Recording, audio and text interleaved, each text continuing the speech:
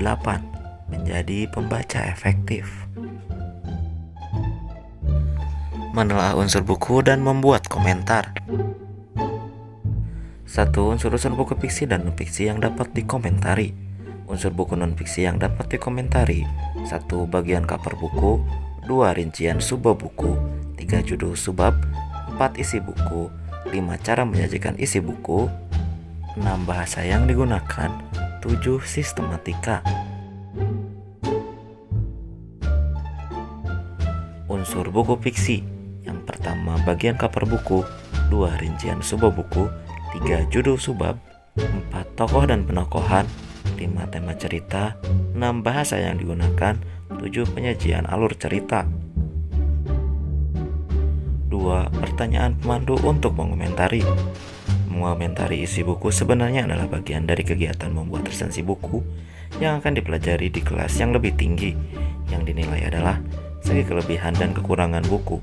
Hal-hal yang bisa dikomentari pada buku fiksi dan non-fiksi dipaparkan berikut.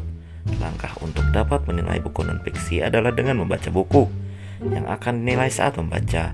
Jawablah pertanyaan berikut. Apa judul dan tema buku? Apa bidang ilmu yang dibahas dalam buku? Apa garis besar isi buku? Apa isi tiap bab?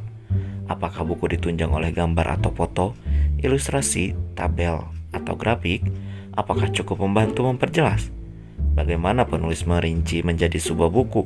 Apakah sistematika mudah diikuti? Apakah bahasanya mudah dipahami? Bagaimana penulis membuka dan mengakhiri tulisannya? Buku fiksi. Langkah untuk dapat menilai buku fiksi adalah dengan membaca buku yang akan dinilai. Saat membaca, jawablah pertanyaan berikut. Bagaimana judul dan tema dikembangkan? Apakah ada keunikan? Bagaimana pengarang mengembangkan latar cerita? Bagaimana pengarang mengembangkan tokoh dan watak tokoh?